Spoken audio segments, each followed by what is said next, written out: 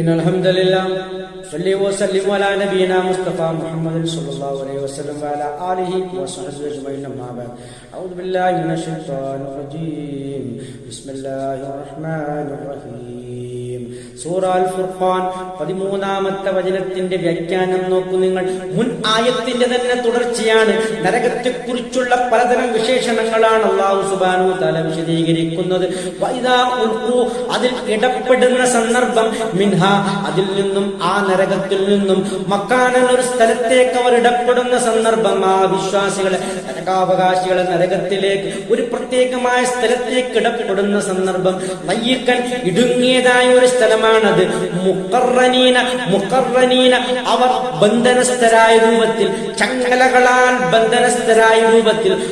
അവർ വിളിക്കും, ഹുനാലിക, അവിടെ നിന്നും, സുബൂറൻ, ഒരു നാശത്തെ അവർ വിളിക്കുന്നതാണ്. ഹാ, ഞങ്ങളുടെ നാശമേ എന്ന് പറഞ്ഞുകൊണ്ട് അവർ അലറി വിളിക്കുന്നതാണ്. എന്നാണ് ആ പറഞ്ഞതിന്റെ അർത്ഥം. നോക്കൂ നിങ്ങൾ, ഈ രൂപത്തിലൊക്കെയും അവർക്ക് വലിയ ഒരു തരത്തിലെ നാശങ്ങൾ അവരെ കാത്തിരിക്കുന്നുണ്ട്.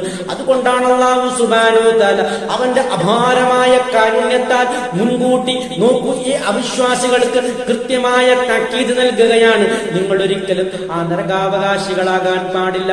അതുകൊണ്ട് നിങ്ങളെപ്പോഴും ആ നരകത്തിൽ നിന്നും രക്ഷപ്പെടാൻ ആവശ്യമായ പശ്ചാത്താപം സ്വീകരിച്ചുകൊണ്ട് അല്ലാഹുവിന്റെ റസൂൽ സല്ലല്ലാഹു അലൈഹി വസല്ലം നിങ്ങൾക്ക് നൽകുന്ന സതുപദേശത്തിലേക്ക് നിങ്ങൾ മടങ്ങി വരണം.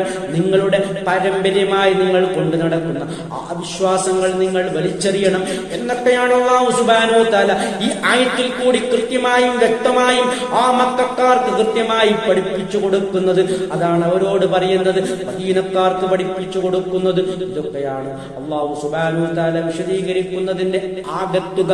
നോക്കൂ നിങ്ങൾ, ഈ രൂപത്തിൽ അല്ലാഹുവിന്റെ കാരുണ്യങ്ങളാണ് ഈ നരകവുമായി ബന്ധപ്പെട്ട മുഴുവൻ വചനങ്ങളിലും നമുക്ക് കാണാൻ കഴിയുന്നത്. അല്ലാഹ് എന്തിനാണ് ഭയപ്പെടുത്തുന്നത്? സത്യമാർഗത്തിലേക്ക് തിരിച്ചു വരുന്നതിനാണ്. ആ നരകത്തിന്റെ ഭയാനക നോക്കൂ.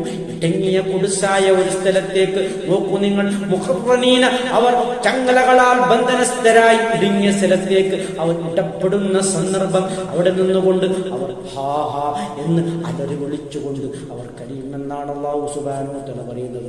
അഖ്റദാവാന അൽഹംദുലില്ലാഹി റബ്ബിൽ ആലമീൻ.